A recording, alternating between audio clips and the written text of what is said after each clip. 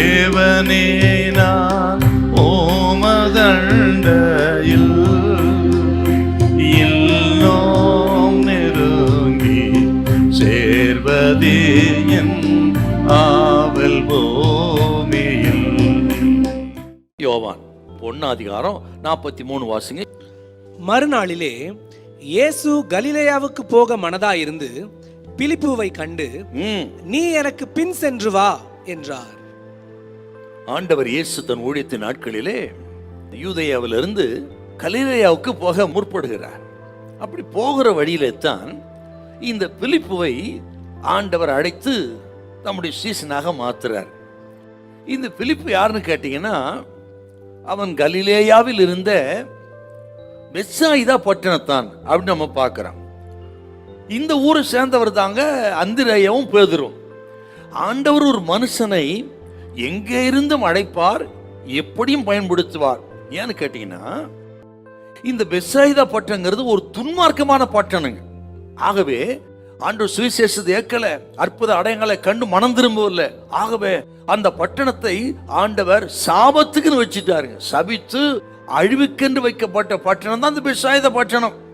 இந்த பட்டணத்தில் இருந்து தான் இந்த துன்மார்க்கமான ஒரு பட்டணத்துல கீழ்ப்படியாத மக்களால் நிரம்பின பட்டணத்தில் இருந்து தான் ஆண்டவர் அந்திரேயாவை தெரிந்து கொள்கிறார், பேதுருவை தெரிந்து கொள்கிறார், பிலிப்பியை தெரிந்து கொண்டு நமது கனமான ஊழியத்துக்கு அழைத்து பயன்படுத்தினார் என்றால், இதை கேட்கிற அருமையான கர்த்தருடைய பிள்ளைகளே, நம்ம எந்த ஒரு பட்டணத்தையும் அற்பமாய் நினைக்க கூடாது.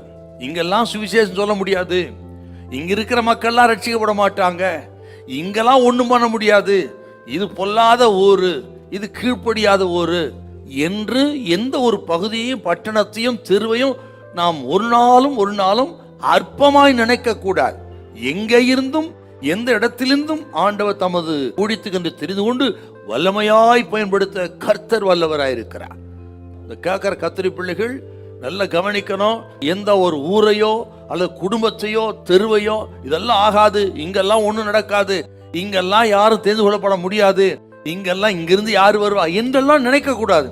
ஆகவே எந்த ஒரு பகுதியிலும் கர்த்தர் யாரையும் எடுத்து பயன்படுத்த வல்லவர் என்பதை உணர்ந்து அந்த பகுதிக்காக ஜெபிக்கணும், அந்த பகுதி ரட்சிப்புக்காக ஜெபிக்கணும். நான் விசுவாசிக்கிற உங்க குடும்பம் ஒருவேளை அப்படி இருக்கலாம். ஆக இந்த குடும்பத்தெல்லாம் ஒன்றும் தேராது, ரட்சிப்பின் அனுபவம் இருக்காது, இங்க இதெல்லாம் ஊழியம் செய்ய முடியாது என்றெல்லாம் நினைக்காதீங்க. எங்க இருந்து கர்த்தர் கிரியை செய்வார். குடும்பத்துக்காக ஜெபம் பண்ணுங்க, பிள்ளைங்களுக்காக, புருஷனுக்காக, மனைவிக்காக ஜெபம் பண்ணுங்க. யாரையும் பயன்படுத்துவார், யாரையுமே இயேசுநாதர் கையில் எடுப்பார். ஹல்லேலூயா, ஹல்லேலூயா.